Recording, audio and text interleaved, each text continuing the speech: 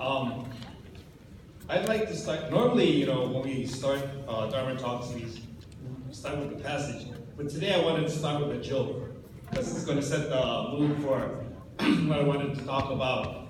And it's an old joke, so some of you have probably heard it before. I know that I've told this to the study class people. But there was this man, he was a customs agent working at the border. And this man would be coming across the border with the proper papers and stuff like that, and have a wheelbarrow full of dirt and come across the border. And then this kept on, like sometimes it'd be dirt, sometimes it would be sand. He'd come across the border every day, and then the customs agent got a little suspicious, and he started checking out, check the sand or the dirt, even check the wheelbarrow itself, and couldn't figure out, he figured, he got to be smuggling something, but doesn't know what. And then finally, the man, the customs agent was going to be transferred. So he said, I'm going to have to ask him. So he asked the man, I'm going to be moving, I'm not going to be here anymore, so I won't tell anybody, but I know you're, smuggling something. What is it? He said, wheelbarrows. Okay, so a lot of times we look at something so hard that we don't see the important points. And it's the same with this first story of Siddhartha or Shakyamuni Buddha. And then, to take what Reverend Sakamoto was talking about a little bit further, how many of you believe that April 8th is his birthday? Okay, some of you raise your hands, some of you, but have you ever seen a birth certificate? Right? So this is part of that legend too. As proof of that, the Theravada tradition, they observe December 8th as the birthday, Bodhi Day, Enlightenment Day, and his death day, right? So this is part of the legend. This is part of the legend. We don't know, and we don't really even know if he was born in Lumbini's garden. It's a nice story. It's a nice story, but we don't know if it's true. We really don't. But does that matter, right? Part of what I'm trying to point out is that a lot of times these things sound good. How many of you believe that he took 7 steps and pointed to the heavens and pointed to earth and said, on this earth and under the heavens I am the honored one? Nobody believes that, right? Okay.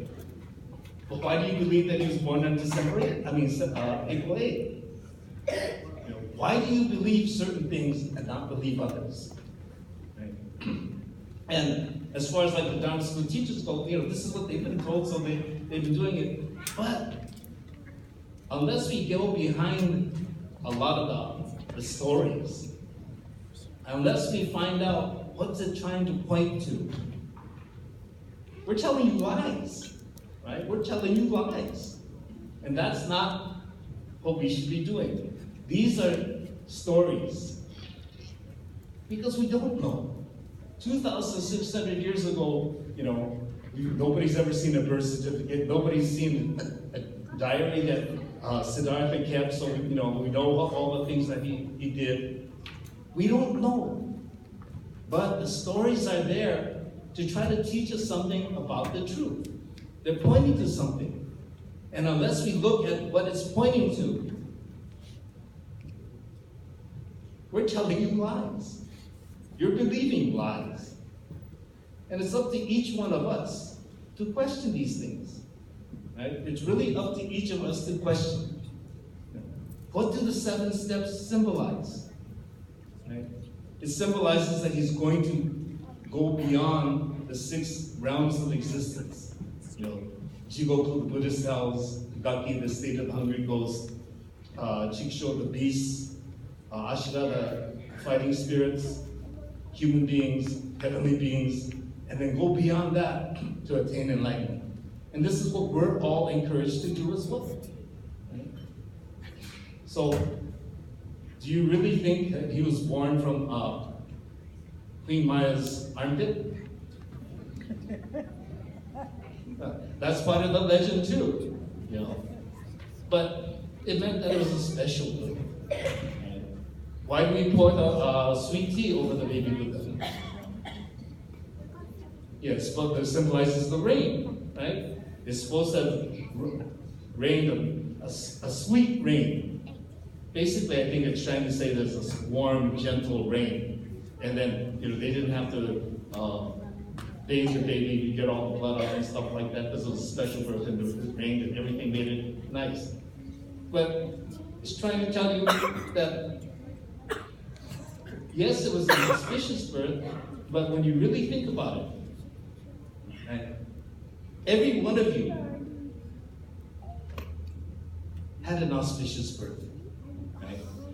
Every one of you had an auspicious birth. Especially for the king and queen. If they were really a king and queen. We don't even know if he really was a prince. Right? Yes, that's part of the legend. But what's that trying to tell us? It's trying to tell us that he didn't have to worry about food, clothing, and shelter.